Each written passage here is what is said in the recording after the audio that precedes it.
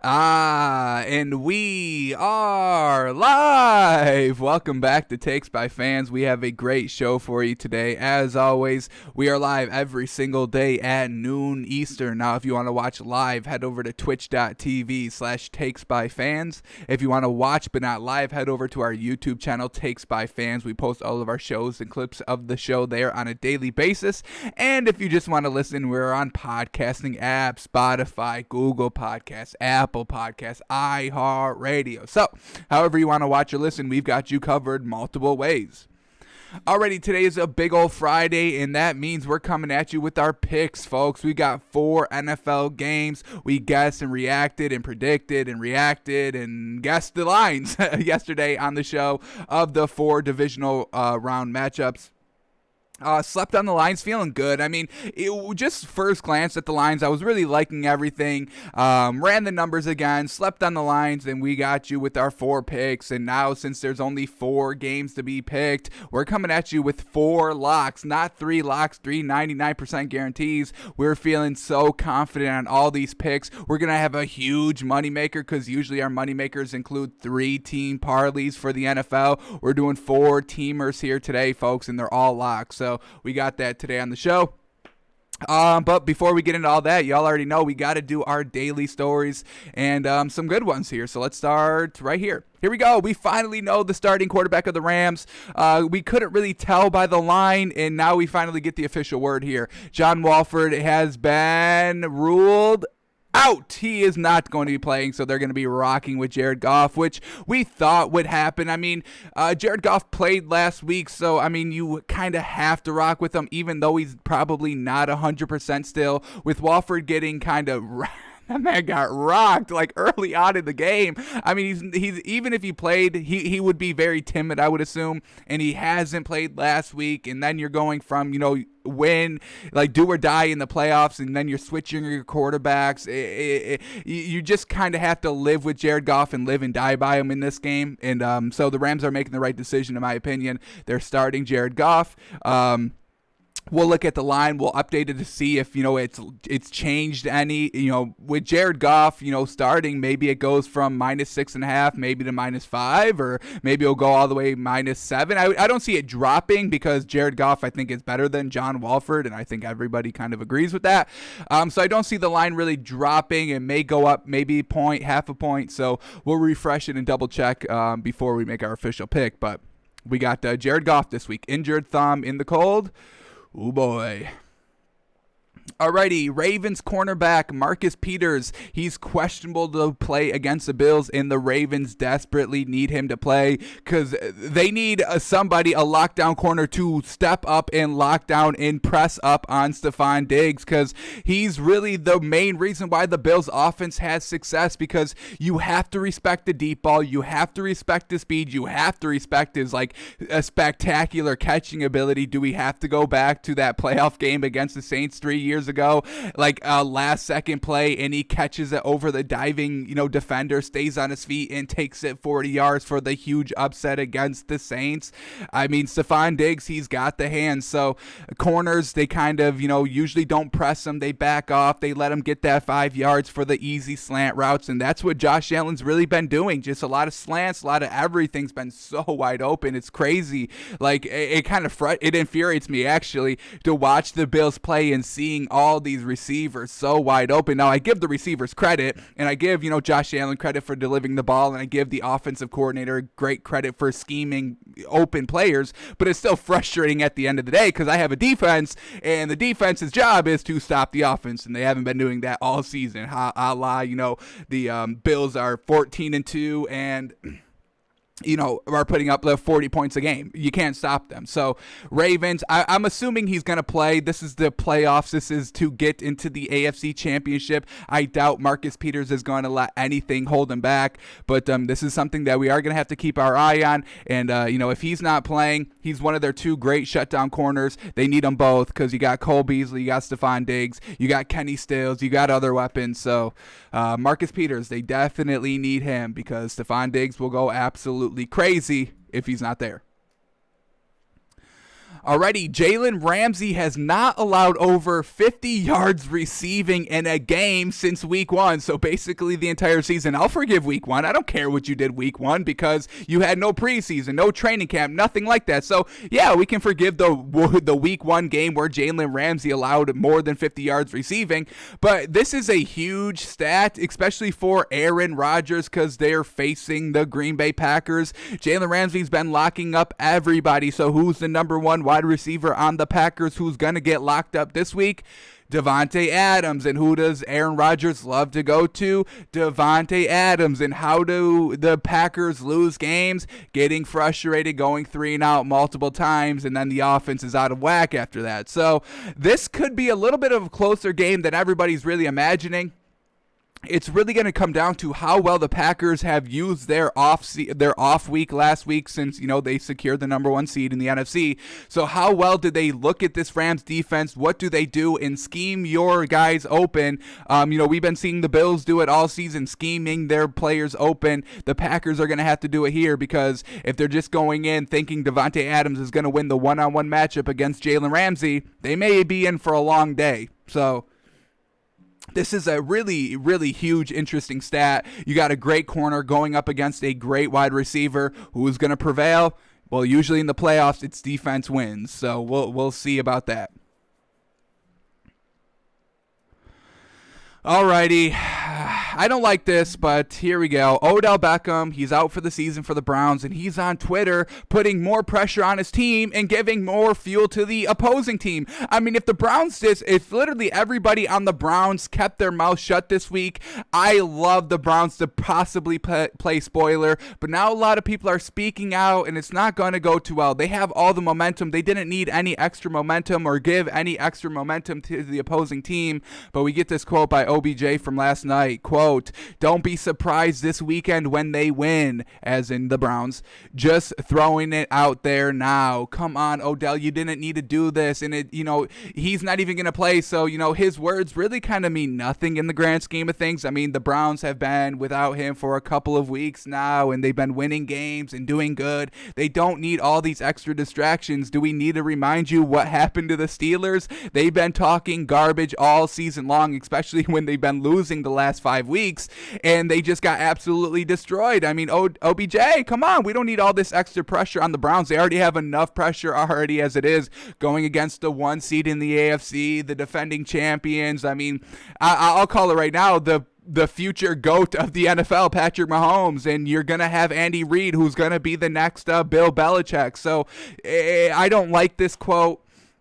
And then also Patrick Mahomes went on Twitter and liked the tweet. So Patrick Mahomes has seen it. I'm sure everybody has. It's on SportsCenter, so I'm assuming everybody's seen it by now. But it's just extra fuel that's unnecessary. And, I respect everybody's right to talk garbage, talk trash. I do it too. But know the circumstances. High caliber game. On the road, playoff game against defending champions, number 1 seed, Patrick Mahomes, Andy Reid, Tyreek Hill. I mean, it's just too much to give that team extra motivation. I really hope it doesn't bite the Browns in the butt, because I would love to see them upset the Chiefs. I would love to see them have success. If they won a ring, the league may explode. I don't know. They'll probably have to cancel next season because they're like, what the hell? Just the Browns who haven't had a winning season in like 20 seasons is the new NFL champion. So I would love to see all that happen, but this quote, I'm not a big fan of it. Alrighty, and then, talking about, talking trash and not liking it. I mean, Chase Claypool is still out there talking, folks. How crazy. The wide receiver for the Steelers, who hasn't really been doing anything great these last couple of weeks. He is a part of the reason why the Steelers have not had success down the stretch here at the end of the season. I think we can all agree on that. We can put blame on Juju Smith-Schuster, Chase Claypool, Mike Tomlin, Big Ben, Marquise Pouncey, and James Conner. I think we can place blame on all those core pieces for dropping passes, sitting people out, not playing well. I mean, I think all those people share an equal slice of the blame for their kind of, floundering at the back half of the season. And now we get this quote by Chase Claypool. Here we go. Quote, I'll read it. Quote, if the Browns had won with more class, then I wouldn't have been so salty about it. Won with more class, they literally just blew you out on the road in a you just faced them in week 17 and you still couldn't beat them the next week. So won with more class, I mean, they were just destroying you. What class are you talking about? If I'm destroying a team like that who's been, going on TikTok before every game and dancing on my logo, and everybody's been talking trash when they've been losing the last 4 out of their 5 games. Yeah, I would be, and then I'm dogging you. I'm putting up 28 points in the first quarter. I'd be talking hella shit. And Chase Claypool would be doing the exact same thing if this game was the other way around and the Steelers got on top of the Browns instantly, 28-0 in the first quarter. You don't think Chase Claypool and Juju Smith-Schuster would be talking shit on the sideline? Come on, man. So if the Browns had won with more class, then I wouldn't have been so salty about it. But them mocking Juju just didn't sit right with me. So you're upset with them mocking Juju Smith-Schuster because he was on TikTok before NFL games? We're talking like an hour before the game, an hour before the show here. I'm doing my research. I'm not dancing on TikTok, although I may, because, I could definitely get the subs and followers up, so I may be doing that. But come on, let's take our jobs a little bit more seriously. I understand that you want to have fun while you're doing and playing football, and I understand that. I'm all about that. I'm pro player, pro fun player, all about that. But at the same time, what are we doing here? Why are you making this quote, and why are you making such a big deal out of it? I don't like this, man, unfortunately. Just didn't sit right with me. They can enjoy the win and another week of football, but they'll be on the couch right next to me next week. I mean, they may, but they also may not, because the Steelers, if you weren't aware, were 6-point favorites by Vegas. So, yeah, the Browns are now 10-point underdogs. They were just 6-point underdogs last week. They won the game. They can do it again this week because they're talented, the roster's talented, and they're unified, and they don't have this garbage before the game. That's why they win, Chase Claypool, and that's why you are not playing this week. So we still got people talking. I don't like that. If you got beat and you're still talking, I understand that you feel like you have to keep talking to defend yourself, and I get that. I've been there. But I would just say, closing it up a little bit would probably be a little bit better. But, do what you do. I don't care, truly. But, we got to talk about it since it's out there, right? Alrighty, big news, and it kind of caught me by surprise a little bit. All right, New York Jets have found their new head coach, and it's defensive coordinator Robert Saleh of the 49ers. Now, is this a good hire? He's a great defensive coordinator. I'll say that. I love watching this man coach and watching this man play. He's explosive on the sideline, and I'm definitely about that. Get your players hype. You have to build some sort of hype and momentum during games to keep, you guys doing good, or if you're down, get them out of a slump. So I love what this man is doing on the defensive end of the ball. But I don't know if it's going to translate to a head coaching job. I really don't like defensive-minded head coaches, defensive coordinators getting head coaching jobs. I don't think it translates too well. I think defense and offense are really, really different styles of coaching and generating like hype and momentum. I think it's two different things, and I don't really think defense really translates well to head coach. Now, there are exceptions to the rule. I mean, Billy B, folks. I mean, we know him, 20 years in the league, dominant, winning multiple rings. So, yes, there's obviously exceptions to the rule. The Dolphins even have a defensive-minded head coach, and I'm actually very worried about next season, because the one thing about defense is it really doesn't translate from year to year. You can have a great defensive season one year and then, being like top 3 in every category. But then you get figured out, they just run cover 2, but the safety goes this way instead of this way. Oh, that's what they've been doing. It gets figured out a little bit easy. That's why defensive coordinators don't really have too much success as, head coaches. Matt Patricia, did he work out in Detroit? Todd Bowles, did he work out in New York? He's a solid defensive coordinator, but he doesn't really translate to the NFL, to a head coaching job. And same thing with Brian Flores. Yes, he's had one good season, but that's what defensive coordinators who turn head coaches have. One good season. That's really it. So I like the guy. I like him as a defensive coordinator. A head coaching job in dysfunctional New York. I mean, we just saw it with Todd Bowles. It didn't work. I'm fearing it's going to be the same. Now, Todd Bowles is not as explosive or as outspoken on the sideline than Robert Saleh is. I mean, I'm sure y'all know him. If you probably don't know the name, but if you saw the face and saw him on the sideline, oh yeah, that's him. He's like a maniac on the sideline, which I love. But Not a big fan of it. Love him as a defensive coordinator, especially in this Jets organization. That's like the worst head coaching spot you could get. And I understand, he wants to make a name for himself and all that. So I want to see this man have success, absolutely. But I'm not big on the decision. And can we all just kind of take a deep breath in? It's like every time a defensive coordinator, offensive coordinator has like one good season, they're instantly out. Can we like build something? Can y'all win a ring first? He got to the Super Bowl, Robert Saleh, and what did he do? He kind of blew a 10-point lead in the fourth quarter. I mean, he was the defensive coordinator. The 49ers were up 10 points going into the fourth quarter. They lose the game. They give up more than 10 points in the fourth quarter. So, is that who we want on our team as our head coach? I don't know. But yeah, just back to the point of just building something. Take like Eric Bieniemy of the offensive coordinator for the Chiefs. I understand you want to be the guy, and I don't know how it would feel in that situation. I may feel differently if I was put in this situation, but can you just have a solid 5-7 year dynasty? Why does everything have to be all right? I had a good season. Now what's the next thing? Like build something in Kansas City. You know what I mean? But everybody wants to be out every year, one season. Everybody wants to be a head coach. But as we see, head coaching is not easy, folks. That's why we have, 5 to 7 vacancies every single season, because it's hard. It's not easy. So Robert Saleh, congratulations on getting the job. Absolutely. But we'll see how it works next season.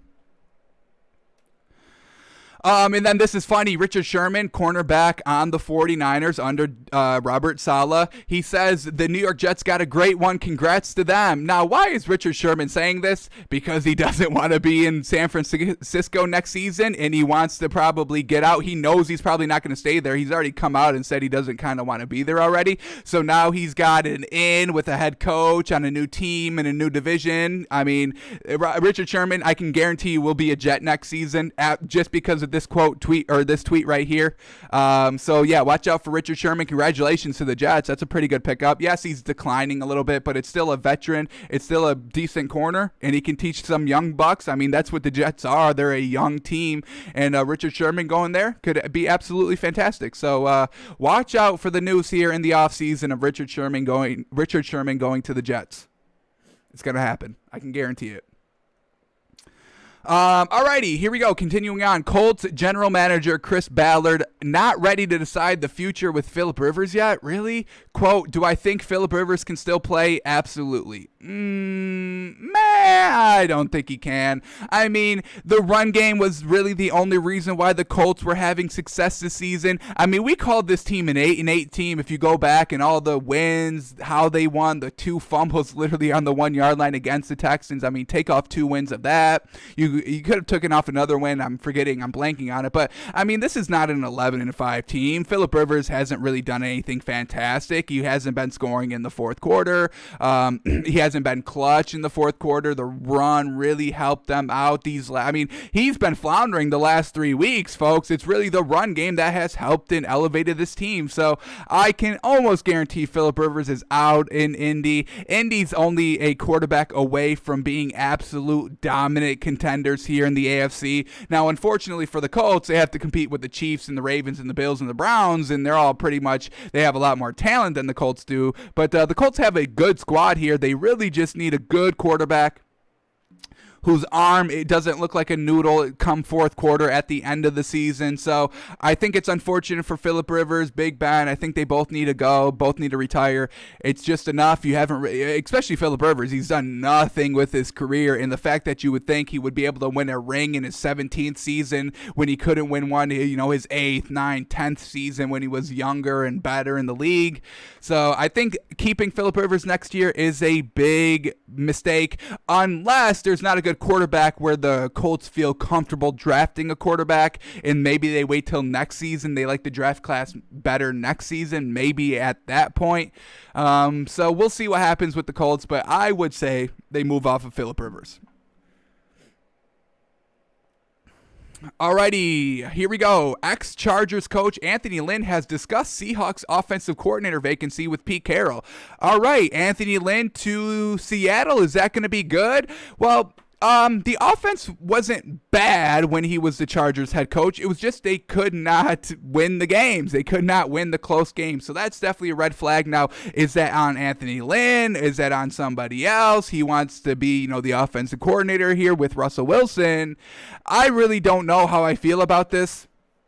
I don't know how I feel about Anthony Lynn. I truly don't. I mean, he comes here for, the head coaching job of the Chargers, and he's not winning the close games, and that's a red flag. But the offense has been pretty decent. I mean, did you see what Justin Herbert did this season? I'm sure that Anthony Lynn had at least a little bit of, input on what happened to make him work so well. But why did they lose those close games? That's what I want to know. I haven't been able to figure it out. And, I don't want that going over to Russell Wilson. I don't want to see Russell Wilson in close games not finishing.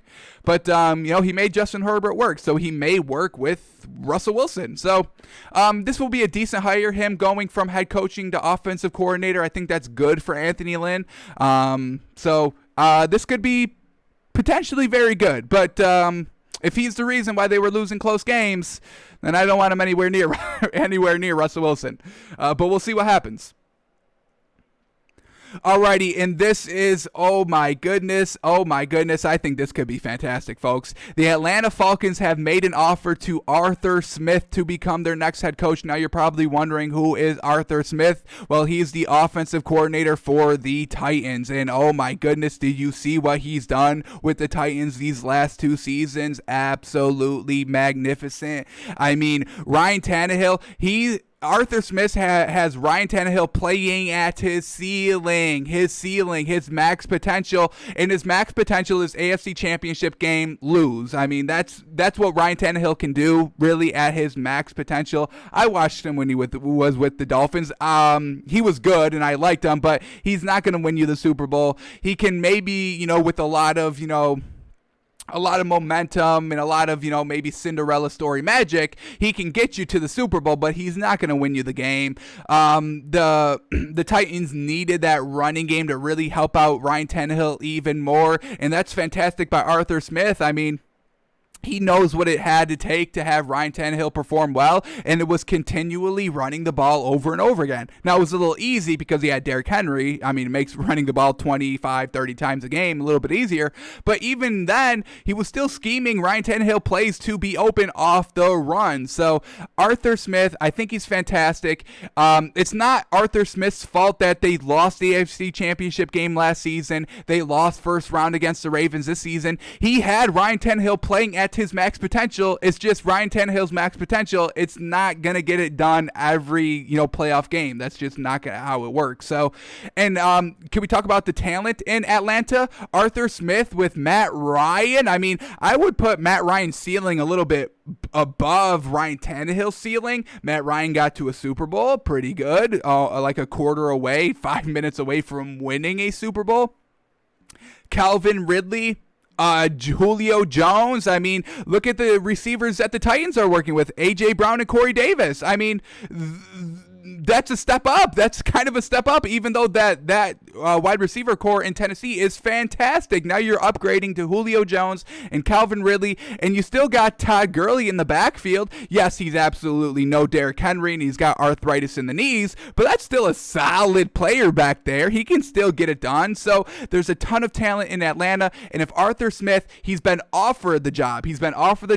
The Atlanta Falcons have offered him a job. He hasn't said anything yet. He hasn't accepted, but I really think this could be a perfect fit for Arthur Smith. The talent there, you would have to get rid of no talent. Remember, we were kind of saying a couple weeks ago that, Atlanta, they were thinking about trading Julio Jones, and we thought that was the right choice. Trade Julio Jones, get rid of Matt Ryan, just really rock with Calvin Ridley. If Arthur Smith goes there, they don't have to get rid of anybody. He can make that team work. He can make that offense work. So I would say Arthur Smith, yes, definitely take that Atlanta Falcons job. I would love it. I think the Atlanta Falcons with Arthur Smith next season would be playoff contenders. They would be in the playoffs.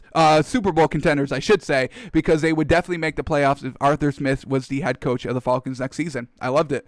So Arthur Smith, please accept this job. I think him getting offered it came out earlier this morning, so I'm really hoping he does confirm it maybe by today, and we'll talk about it maybe a little bit more in depth tomorrow. But I think this is a great hire. Alrighty, and another great hire that we kind of called a little bit earlier, Jason Garrett is apparently a finalist for the Chargers' vacant head coaching position. This is what we've been saying. We want to see Jason Garrett with Justin Herbert. I think that will work fantastic.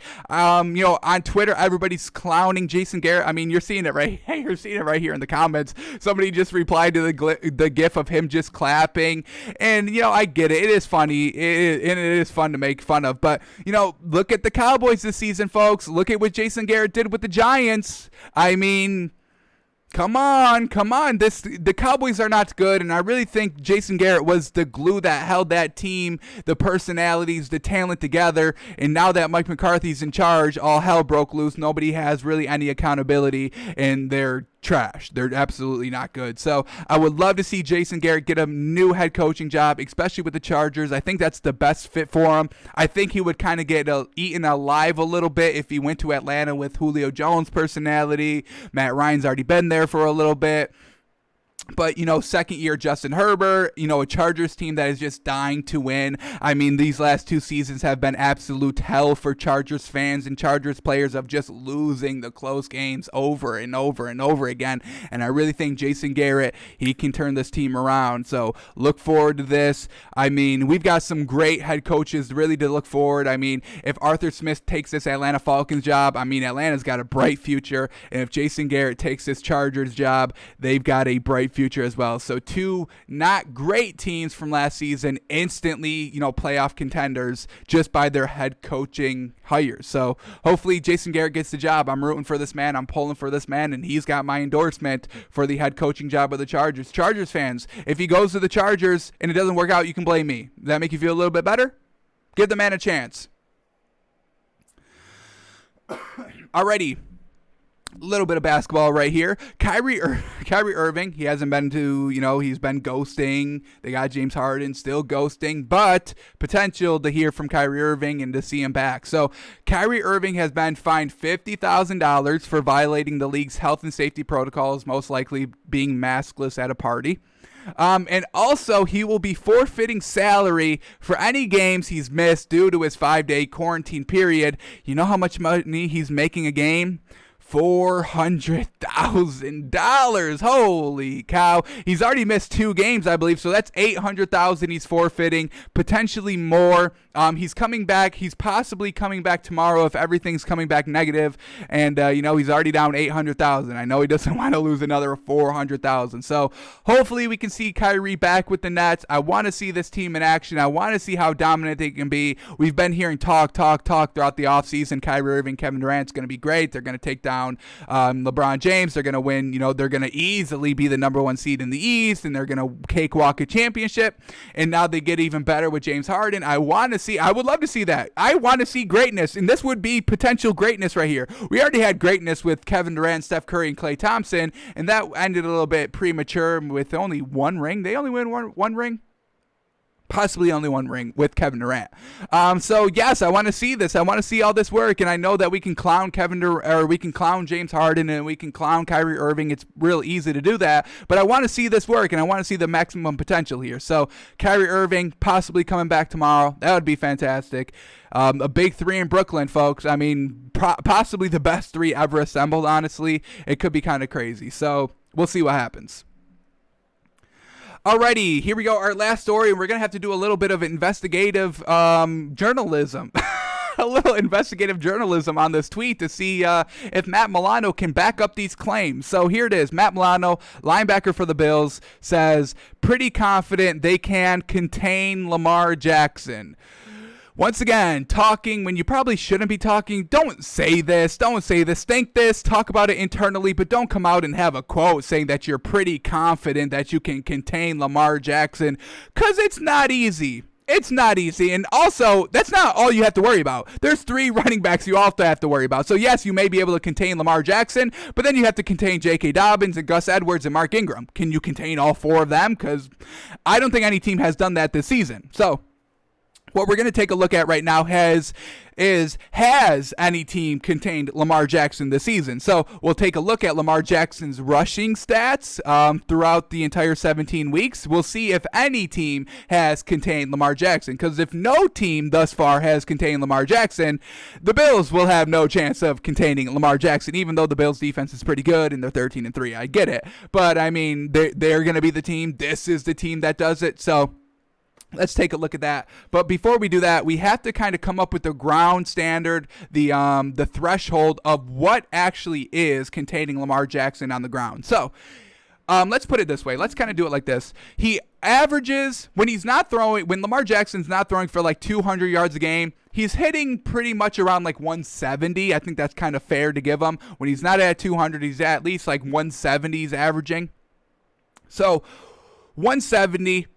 What is good passing yards by a quarterback? About like 225, 230, anything above that. 200 is kind of like where you want to be, but you want to obviously be above 200 as much as you can to be even better. So let's say he's at 170. Good quarterback play is like 225 yards passing. So, you get him, an extra 50 yards. Let's bump it up to like 65. So let's count it. Anything under 65 yards rushing by Lamar Jackson is considered containing Lamar Jackson. Let's bump it up to 70, a nice round number. Should we do that?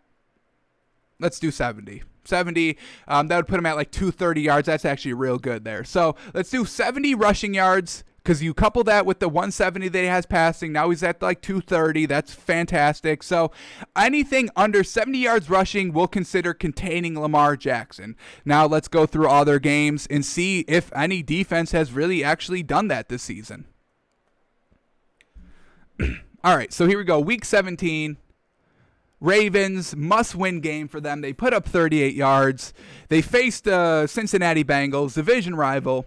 Let's see how many rushing yards Lamar Jackson had here. Lamar Jackson, 97 yards. That's more than 70. So far, none. So far, none. Bengals, they wouldn't do it anyway. I mean, come on, it's the Bengals.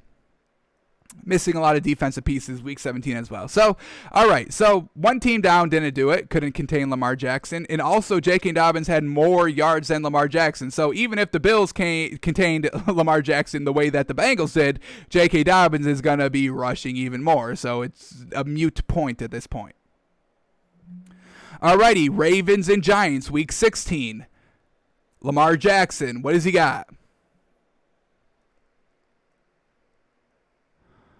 Lamar Jackson rushed for 80 yards. 80. That's more than 70. So the Giants could not contain Lamar Jackson. So that's two teams so far. Now we got to go to week 15. It's tough to contain the man. And once again, another running back. I believe it was J.K. Dobbins again. It might have been Gus Edwards. But once again, Lamar Jackson was the second leading rusher in that game, and he had 80 yards once again. So I'm telling you, Matt Milano, please just don't focus on Lamar Jackson. They've got other great running backs as well. It's not just Lamar Jackson. All right, let's, what do we got? I'm trying to find their week 15 matchup. Is that what we just did?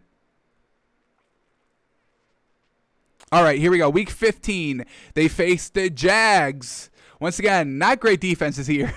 Cincinnati Bengals, Jacksonville Jags, and the Giants. The Giants had a pretty solid defense at the end of the season, so not bad there. All right, but week 15 against the Jags, Lamar Jackson, 35 yards. Somebody's done it. Ooh, this was actually a pretty good game. Everything considered by the Jags. They held J.K. Dobbins to 64 yards. That was the leading rusher. Then Gus Edwards to 42 yards. Lamar Jackson to 35. So, I mean, not bad of what the Ravens can do running the ball. That's not bad. They still lost, and the Ravens still put up 40 points. But even when Lamar Jackson rushing 35 yards, he still threw for 243 yards. Once again, kind of over that 230 that we're looking for. Pure passing. So, wow. I mean, so even if you stop him on the run, he's going to hit you with the pass for 243 yards. So we'll count Jacksonville. That was one wrap. That was one containment of Lamar Jacksonville. But they still put up 40, and he threw for 243 yards. All right, let's go to week 13. So far, one team has contained Lamar Jackson, and it was, the worst team in the league, the number one overall pick, Jacksonville Jaguars. So that gives you a little bit of confidence, I would say, for the Bills fans out there. Alrighty, week 13, where are they at? Ravens. They're facing the Cowboys. Primetime game, it looks like.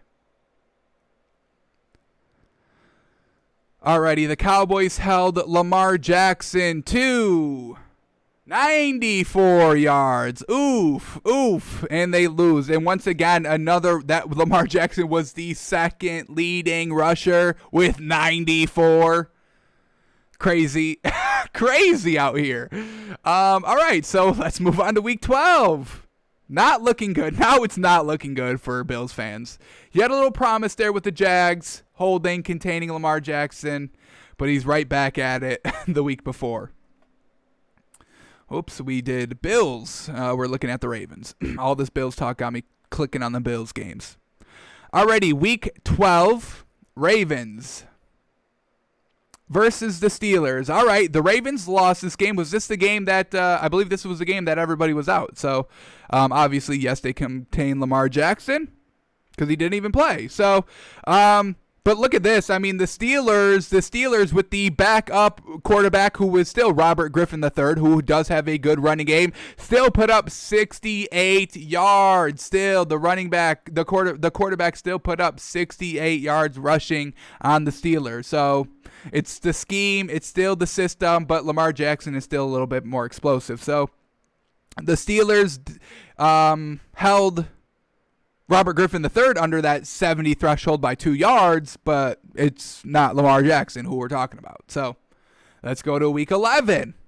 We're going all the way down to week 1, folks. We got to see it. All right, here we go. Week 11.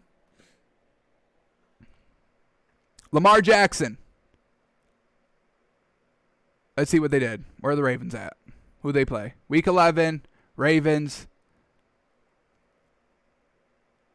versus the Titans, and once again, the Ravens lost this game.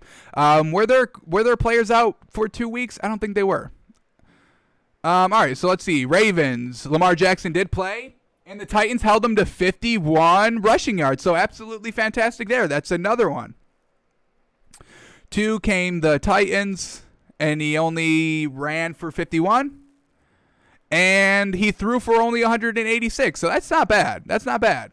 They got the win. The Ravens ended up losing the game because of that, and, J.K. Dobbins was still the leading rusher with only 70, though, so running back by committee only put up 120 yards. That's actually really good there. So Titans were able to contain them. Another promising sign for the Bills. All right, we're getting some teams able to contain Lamar Jackson a little bit.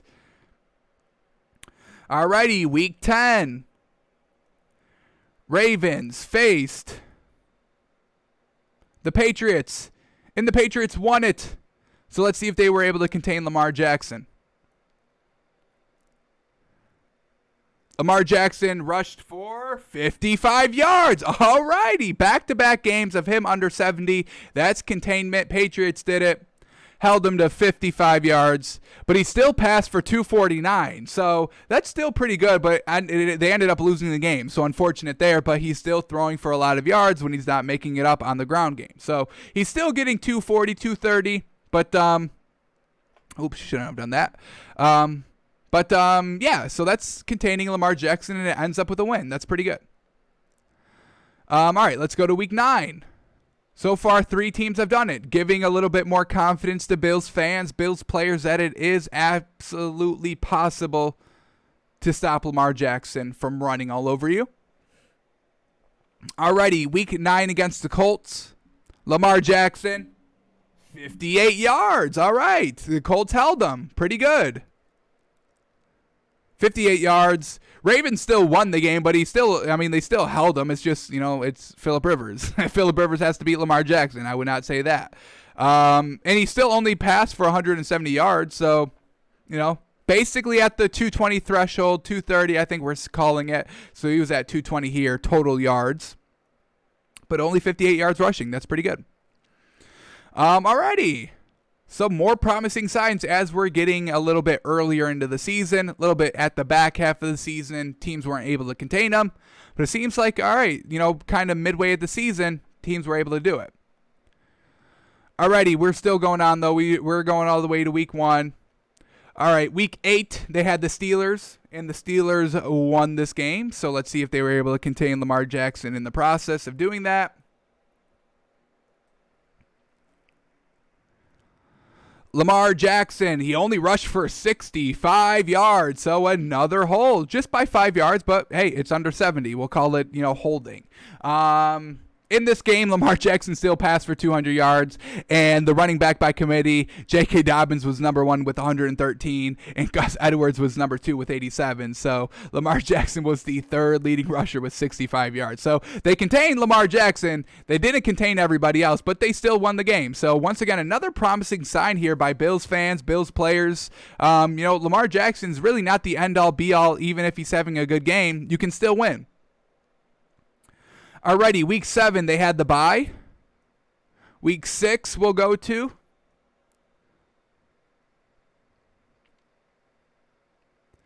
Week 6, the Ravens had the Eagles. The Ravens won the game, 30-28. Let's see, were the Eagles able to contain Lamar Jackson? No, 108 yards. Oof. 108 yards, 186 yards passing, almost 300 yards. Woof. Pretty good game. Pretty good day by Lamar Jackson, I would say. Alrighty, now we got to go to week 6. That's exactly where we were last time, so we'll go to week 5 instead. All right, Ravens faced the Bengals, and once again, the Ravens absolutely destroyed the Bengals. They only allowed 3 points again, like their Week 17 matchup. All right, Lamar Jackson, what did he do here? Week 5, he rushed for 3 yards. He didn't even rush. He only rushed it twice for 3 yards. So a little bit in the early stages of the Ravens offense, they weren't really rocking that man too hard. So we'll count this one. Held him to 3 yards.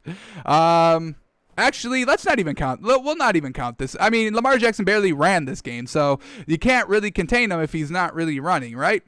And he passed for 180 yards. So we're not going to count that game. It would just kind of skew the numbers. That really doesn't tell us anything. So that's why we're going to, ignore it. We're still acknowledging it happened, but we're not going to count it as a stat. It's just going to kind of mess it up, mess up the final tally. Alrighty. Week 4 versus Washington. Ravens won 31-17. Lamar Jackson rushed for 53 yards. So yes, all right, we'll count this one. This one's a good count. 7 carries, 53 yards, under the 70-yard threshold that we're kind of counting. So we'll count that as the 5th game. That is the 5th game. 53 yards. So five teams so far, and what are we at? What was this, week 4? Alrighty, 3 more weeks to do. 3, 2, and 1. So week 3, then we'll have the final number. Week 3, Ravens, Chiefs. Ravens lose. I think the Chiefs did end up holding Lamar Jackson to not a lot of yards because it was kind of a blowout this game. Lamar Jackson, he actually had 83 yards. So a promising sign if you're a Bills fan. Lamar Jackson still had 83 yards, but he only passed for 97. So even with, combined running passing stats, he's not even at 200 yards. Like, that's definitely not going to get it done. So Chiefs held him, or didn't hold him, but still won the game. So another promising sign for the Bills. All right, week 2. Ravens, Texans. Ravens kind of blow out the Texans early on. They win 33-16. And Lamar Jackson rushed for 54 yards on 16 rushes. Holy cow, that's containment. Holy cow, that's how you do it. Bills, watch week 2 film. Watch week 2 film. Ravens, Texans, they'll show you how to do it. 16 carries by Lamar Jackson for only 54 yards. We can definitely get behind that. That's great. Alrighty, now we got to go to week 1, and we'll get our final number. Week 1, Ravens. They lose this game? They got off to a rough start week 1? Let's see. Alrighty. Ravens week 1 had the Browns, and they absolutely blew them out. Holy cow. 38-6. All right. Lamar Jackson week 1 ran for 45 yards. All right. We'll count that as another one. So, all right. We have our official number. Teams have contained Lamar Jackson to under 70 yards rushing 7 times throughout the season. That's actually pretty good. I thought it was going to be a little bit higher than that, or a little bit lower than that number, but like 3-4 times. But 7, that's a respectable number. So that's definitely confidence that the Bills are able to. If other teams are able to do it, the Bills can definitely be a team that can definitely do it. They got a great defense, linebackers, great corners, but they gave up the runs last week, so that is a red flag. But Matt Milano's feeling confident. They're pretty confident they can contain Lamar Jackson. So don't get too hung up on Lamar Jackson. They've still got running backs, but 7 teams have been able to contain them. The Bills have a chance at it.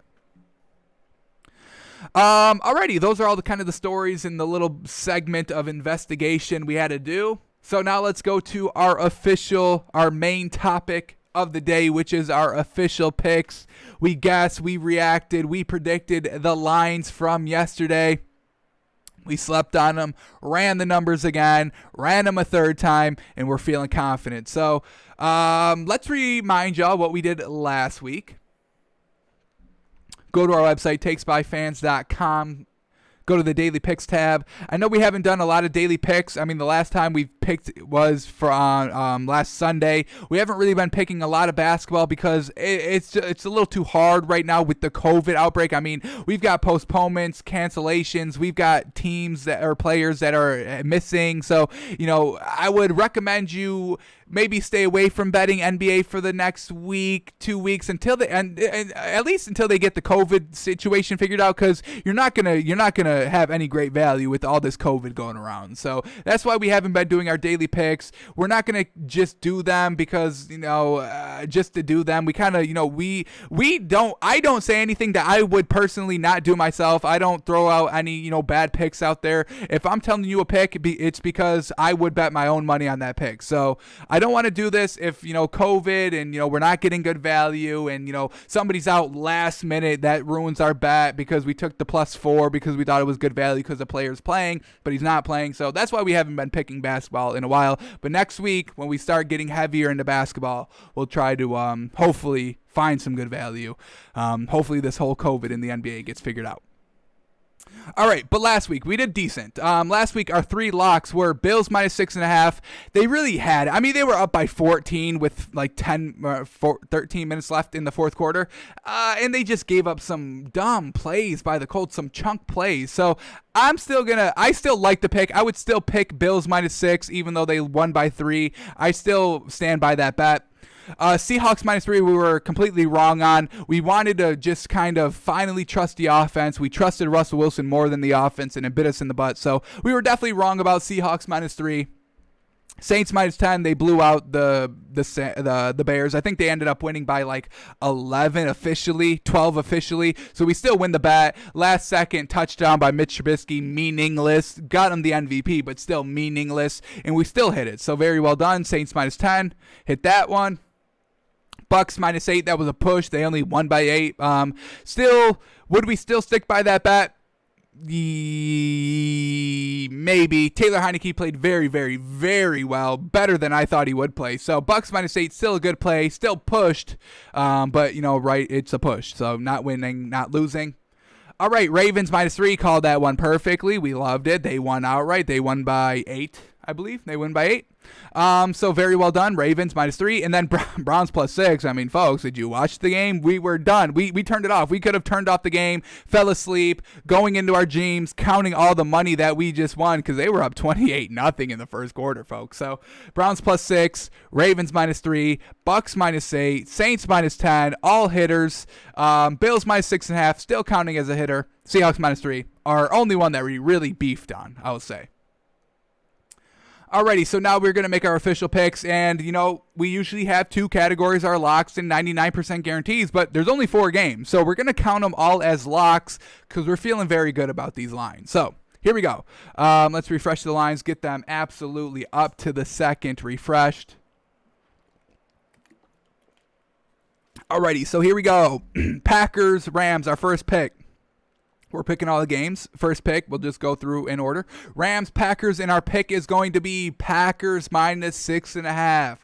Alrighty, I know at the top of the show I read that little stat of Jalen Ramsey not giving over, 20-yard pass or 50 yards receiving, whatever receiver he's on throughout the entire season. Absolutely fantastic. So you can expect a little bit of a shutdown from Davante Adams. But the Packers have great wide receiver weapons. They're a little deep. They're deep. They're a little deep. They got Allen Lazard. That's pretty good. Who's their other guy? I'm blanking. Allen Lazard, Davante Adams. I'm blanking on that third name. Let me look it up really quickly. Go back to week 17. Look at who were all the big receivers for the Packers this game. Allen Lazard, Davante Adams. Who's their third? I know I'm missing somebody. I think I'm missing somebody. Unless Davante Adams just plays so well that I think he splits into two different players sometimes. Oh, yeah, Marquez Valdez-Scantling. There we go. And they still got Robert Tonyan at the tight end position. So they've got more than one receiver that they can go to. So, if Jalen Ramsey does lock up Davante Adams, you still got Marquez Valdez-Scantling, Lazard. So the Packers still have weapons outside of Davante Adams. They got great running backs. Aaron Jones is fantastic. Packers are at home off of a bye. Perfect for them. Home field, that was the big mistake for the Packers last season of why they lost in the NFC Championship game, because they did not have home field advantage throughout. Aaron Rodgers is not going to make that same mistake again. Aaron Rodgers wants to desperately get back to the Super Bowl, especially this year with Mike McCarthy back coaching in the league. I can guarantee you that's lighting a flame under Aaron Rodgers, like, pretty good. He can go be like, yeah, what's up, Mike McCarthy? I just won a ring. Where are you at? Poverty franchise in Dallas. Can't do nothing. Can't even win a division. Can't even get 7 wins to tie the division. Can't get even 8 wins to win a division. I'm here 13-3 just coasting through the playoffs at home, baby. So, all that being said, Rams have a great defense. Absolutely fantastic. They're shutting down everybody, which is great. Packers, they had that extra week of rest, so I am going to kind of factor that in healthy. Matt LaFleur, Aaron Rodgers, they have to be in the lab this entire week, just finding weaknesses in this Rams defense. And, you've got great minds over there. Aaron Rodgers on the field, great. He can read coverages. He's been doing it his entire career. Then you got Matt LaFleur, who's been doing a very good job, 13-3 this season. That's not easy, folks, to win 13 games and consistently win games and offense consistently putting up points. I think they're averaging about 27 to 32 points a game, which is pretty good. You can expect to win with those numbers any given week. All right, now let's talk about the Rams offense a little bit. We know for a fact Jared Goff is going to be playing, and we do realize that the line has not changed. So, make of that what you will. It was still 6.5 yesterday when we didn't know if John Wolford or Jared Goff were going to play, and it's still 6.5 today. So Jared Goff playing is kind of a non-factor. Maybe Vegas actually factored it into the spread already. They figured he'd play. I kind of figured he'd play, but because of what happened last week, we couldn't have been too confident. Rams, it's Jared Goff. He completed 9 passes. That's not going to get it done against the Packers. It's going to be cold, like we said. Did we bring up the weather on the show yesterday? I think we did. 33 degrees, 12% chance of snow. I think this is actually went up. Was it 6% chance yesterday? So I think a little bit, it may even be worse for Jared Goff. If it snows, it's not going to affect the Packers at all. It will have no effect on Aaron Rodgers. We saw what he did against that Titans team when it was cold and snowy. He was fine. I think he threw 4 touchdowns that game. So he's going to be fine here. Aaron Rodgers will be fine if it's cold, but Jared Goff will struggle mightily. Injuries, cramping, thumb, just got off of surgery in the cold. He's not going to be able to move that thumb at all, and I think it is on his throwing hand as well. So the Rams aren't going to really be able to throw the ball well. He didn't even throw the ball well last week. It was just the Seahawks offense was so poorly run, schemed, game planned everything, that the defense of the Rams were able to kind of pick off Russell Wilson, get shorter field position, and they were able to capitalize with touchdowns off that shorter field position. So yeah, we're going to take the Packers minus 6.5 right under that 7 hook. I think the Packers defense will be able to shut down the Packers offense a little bit, but at the end of the day, I don't see the Rams putting up more than like 14 points. So I'll take a 21-14 game. I can see that how it's going to be playing out. I just don't see the Rams putting up too many points. They'll have to focus on the run big. The Packers probably are game planning for that. They'll shut that down. Now you got Jared Goff in the cold with a banged up thumb, completing 9 passes last week. Don't think it's going to get it done. We saw what happened against the Titans in Lambeau. I'm telling you, that's going to be the blueprint for the Packers to win this game. Do exactly what they did against the Titans in that game. I would say 2-3 weeks ago, week 15, week 6, or week 14, something along those lines, and the Packers will win handily. So Packers minus 6.5 is our first pick. Alrighty, Bills and Ravens. Our pick is going to be Ravens +3. We're going to take the points here. I think this is going to be a real close game. The fact that folks, it's the only thing I've been thinking about this entire week. The Bills not stopping the run in the fourth quarter against the Colts, that's one of the biggest red flags I think I've seen all season, and I'm waving it, folks. I've got to wave the big red flag. I've got to tell y'all about it, and it's really, really not good. The fact that Jonathan Taylor and Nyheim Hines were chunking off runs 20, 30 yards multiple times. It was like 4 or 5 times that they ran for 20-plus yards in that fourth quarter, and that's what made them get back into the game. It was 14. They had a 14-point lead, and they almost blew it. Almost. And the fact that Josh Allen didn't ice the game in that last sequence that we looked over on Wednesday, it's a little red flag. I'm not going to count it too much against them. But it is a little bit of a red flag, little creeping red flag that is creeping up in the back of my mind. Ravens beating the Titans last week was huge for them. Huge momentum on the road, getting revenge for their loss last season and this season because they faced in the regular season as well. Matt Milano saying that he can shut down Lamar Jackson, and the fact that he's only been shut down 7 times, and he's still putting up on those 7 times, he put up 40 yards, 51, 55, 58, 53, 60, 54. So he was still running like 50 yards. We just counted the threshold at 70. I mean, he's still running, and it's not Lamar Jackson that you like. He's not the end-all, be-all. Gus Edwards, J.K. Dobbins, Mark Ingram, they've got other weapons that can run consistently and refreshingly. We watch the Ravens, and it's literally one play for one running back, and then they switch out. One play for him, they switch him out. One play for him, they switch him out. Buffalo doesn't have that luxury where they can just keep subbing in linebackers for freshness. They can't do that. So they wear you down, then they capitalize. They've been doing it all season. That's their formula. That's how they play, and it's been working. They're in the playoffs. They're looking good. Lamar Jackson can also throw the ball. He's been throwing the ball. He just hasn't been doing it because he hasn't been throwing 200 yards, averagely, consistently, because the run game. You can't throw the ball 250 yards and expect, 150 yards, 250 yards by your running back by committee because you're 4 running backs deep. There's not enough plays in a game for Lamar Jackson to pass the ball like 25 times and for him to rush 10 times and Gus Edwards to rush 9 times and J.K. Dobbins to rush 6 times. And, Mark Ingram to run 7 times. There's not enough plays to do all of those things. So that's why, Lamar Jackson is not throwing for 250 yards every game. The Ravens defense is good. It's real good. I would say of the remaining defenses, Rams is probably number 1. Ravens number 2. Bills 3, you can make the argument. So, yeah, the Ravens are top defense here of the remaining teams in the league, and they're getting 3 points. I think we just got to take the 3 here. I want to root for Josh Allen. I love his story this season. It's been fantastic to watch. But at the end of the day, it's just too many weapons to stop of the Ravens, and the Bills were having tough times of the weapons of the Colts. They have 3 weapons, maybe 4. Let's just say 4. T.Y. Hilton, Michael Pittman Jr., Nyheim Hines, and Jonathan Taylor. So they got 4 weapons. The Ravens have 4 four weapons just in their running game, alone. So with all that being said, I think it's just going to be too much. The Bills, they may keep it a little bit competitive in the first 1, 2, 3 quarters, but if the Ravens are still running the ball in the fourth quarter, they're going to break down that Bills defense, and I think the Bills end up losing. I think I like the Ravens straight up. We're going to take the 3 points just on the safer side, but we got the Ravens here, folks. It's going to be unfortunate.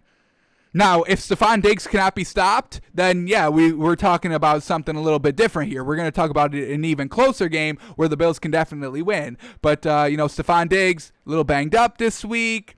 Marcus Peters on him. Good defense of the Ravens. Hopefully they're scheming for Stephon Diggs, shutting him down. So we're going to take Ravens +3. Alrighty, here we go. And folks, I have to take this. This is too many points to give up.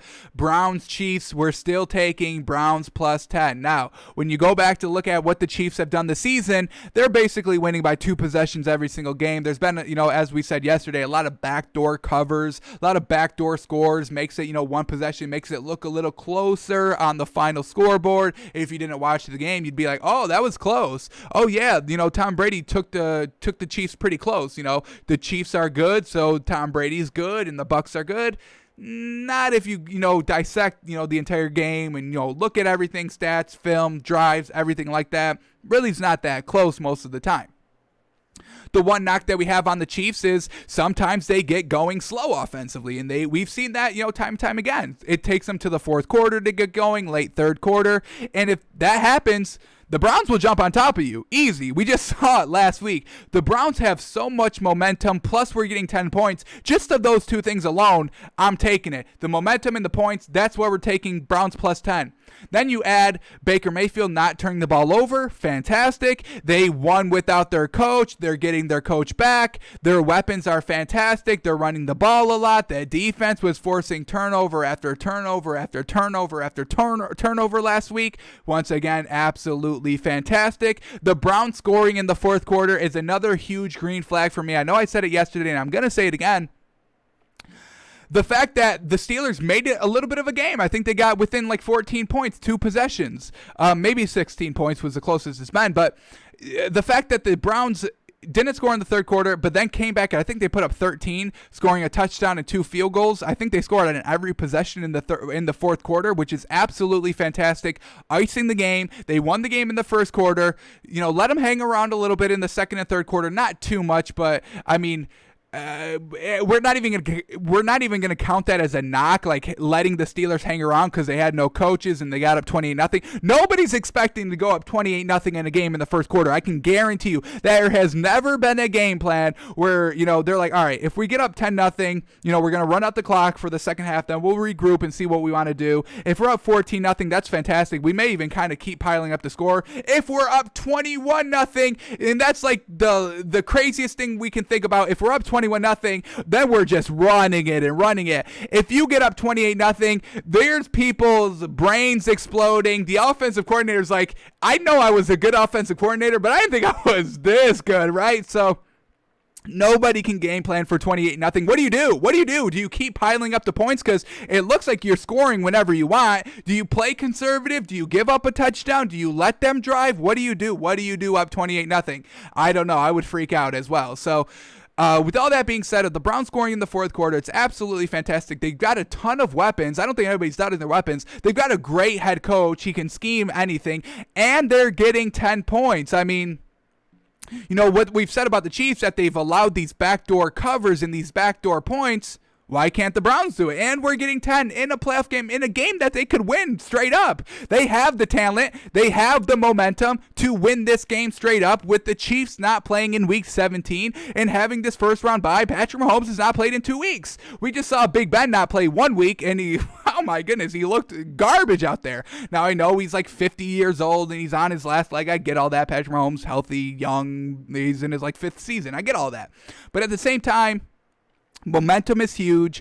Carrying over momentum is huge. The Browns have, I don't know if there's ever been more momentum, knocking out a division rival on the road, putting up 48 points, 45 points. Not having your head coach, getting your head coach back. Baker Mayfield's not turning it over. Everybody's buying in. I mean, there's just so much momentum in this locker room of the Browns. It's insane. So the momentum, the points, I'm taking it all. Baker Mayfield's proven he can be a game manager. The running backs for the Browns are absolutely fantastic. We saw the Browns cornerbacks get healthy off the COVID list. They can now shut down Tyreek Hill and Travis Kelce. They can shut them down. And the Chiefs haven't played in 2 weeks. We love the Browns plus 10. Give me the points. If this is a sucker bet, if Vegas is thinking, oh my goodness, Browns plus 10, they're going to get smoked, that's fine. I'll be the sucker of the week, but I'm taking the points here. Browns plus 10. Alrighty. Here we go. Last pick, last game to talk about. Bucks, Saints. Going to be a great one. I mean, two GOATs going at it. So far, Saints are up 2-0 in this season series. Now Tampa Bay is going to be looking to get one to try to make it a little bit competitive. The major game, the game that counts the most, the playoff game. These two teams haven't faced since week 9, so a lot has changed. I get that. But the fact that Tom Brady's thrown 5 interceptions in 2 games against the Saints, what, are we just supposed to ignore that he's gotten so much better? Because he hasn't. As we said, 22 of 40 passing last week. Struggled against Taylor Heineke. I get Washington has a good defense, but this Saints defense is good as well. They're good as well. They held Mitch Trubisky to basically no points. They gave up a garbage time touchdown. I mean, nothing too concerning. So Saints, they've got so many pieces. We know the Bucs defense is good at stopping the run, but they let them pass all over you. And Drew Brees, he's going to pass all over you. Drew Brees is not 100%. I don't like the way he's looking at the end of the season either. I know I'm clowning, Tom Brady of how he's looking at the end of the season, but I don't like what Drew Brees is doing either. But I like that the Saints offense has so many weapons, so many great, strong weapons. Michael Thomas can run the slants like nobody else. Emmanuel Sanders can do whatever you ask him of. Alvin Kamara can run right up the middle, run on the edges, catch the ball out of the backfield. I mean, he could play like Tyreek Hill, running all the way down the field. He's not as fast as Tyreek Hill, but he can still do it. And then you got Jared Cook as a tight end. I mean, fantastic. One of the best catching tight ends there are in the league. One of the best safety blankets to go to, and Drew Brees loves going to him. This Bucs team cannot stop the pass. Taylor Heineke was looking good. He was on a game-tying drive at the end of the game and got to like midfield. They were allowing those passes.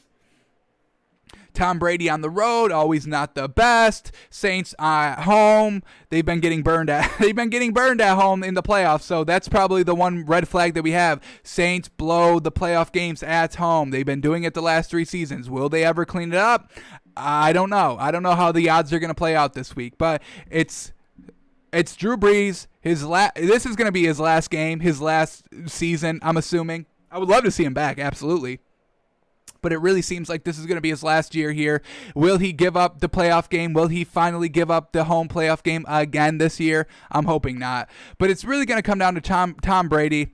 He is going to his weapons these last couple weeks, which has been absolutely fantastic. He's had a couple of free games where he was able just to air it out and play like with no consequences. That Lions game at the end of the season when they had no coaches in Detroit, and he was literally put up he put up like 35 points in one half. It was fantastic. So Tom Brady's the main concern here. The Saints defense has locked him up every game. I don't see it being any different. This Saints defense, it struggled a little bit early on in the season, but it always came to play against Tom Brady, and it's gotten better throughout the season as it progressed down the stretch. They've been looking very good, and the fact that they didn't let Mitch Trubisky, have success on them, and the fact that they didn't let the running game get all over them, and the fact that they shut down Allen Robinson, I mean, that's just great scheme. So they took away all your key pieces of what you do to score.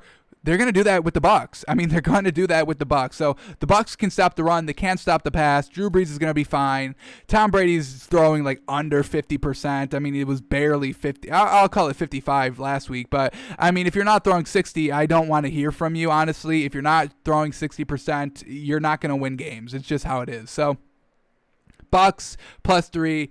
Not going to rock with it. We're going to close this one out of our 4-teamer here. Saints -3. It's just Tom Brady versus Drew Brees. Tom Brady versus this Saints defense, this Bucs defense, they give up the passing plays. That's what they do. They can stop the run, but the Saints don't run the ball. They do, but they don't run the ball like normal teams do. It's a lot of, outside run with Alvin Kamara, a lot of dump off to Alvin Kamara. It's just Alvin Kamara's too good. He's like Christian McCaffrey. He's not a traditional running back. He can make you miss. He can make you miss in open space. He can beat you to the edge. You cannot outrun him to the edge. And if he's going to go up the middle, the Bucs will probably stop him. But, the Saints are going to game plan for that. So it's coming down to me not trusting Tom Brady, which is unfortunate. The GOAT. I can't trust the GOAT at 43. What has this world come to? I don't know. So we're going to take Saints -3 here. Alrighty, so the odds here, usually when we bet 3-teamers, see, I hate this. I don't like this, like, small thing. I want to get this out of here, but we digress. Here it is.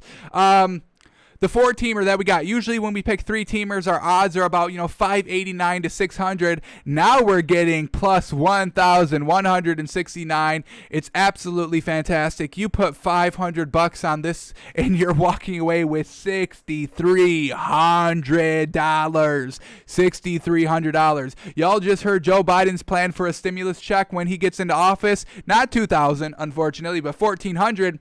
You bet that stimulus check. Hasn't come yet, but, if you can afford the $1,400 now, you'll get it in a couple weeks, so maybe, hopefully, relax. So if you bet the early stimulus check of $1,400 on this, you're walking away with $17,763. Holy moly. All you have to do is Packers -6.5, Ravens +3, Browns +10, Saints -3. Simple, folks. That's easy money. $1,400, pay $17,700. Bet it, take it, love it, make some money this week, folks. There's not a lot of weeks left to make a lot of money on the NFL. This is how you do it. We're feeling very confident. All these are considered locks. We are considering all these locks. Feeling good. Yeah. So that's what we got. Packers -6.5, Ravens +3, Browns +10, Saints -3. Our 4-teamer moneymaker for the divisional round of the playoffs this week. Between 2 days, looking pretty good. $1,700 in 2 days. Have you ever made that in your life? Now's your chance, folks. $1,400. Bet that stimmy, folks. And if you're a multiple parent household and you're getting more than one stimulus check, if you're thinking about, pooling some stimulus checks together, you're looking at $2,800. You're winning, oh my goodness, I don't even know if we can say this number, $35,000 on $2,800. Pull the scam, get everybody's stimulus checks, pool it in. What are we talking about here? What do we do? Like 10? Can you do 10 stimulus checks? 140,000. Am I doing the math right on that? 170,000, folks. $177,000. Or am I bugging? What is this number?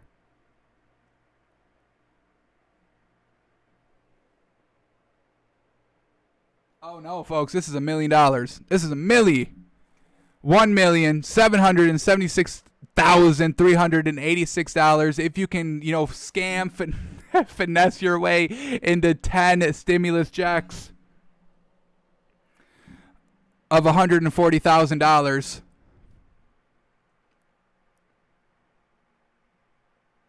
That's $140,000, yeah. All right, folks, y'all know what to do with the money.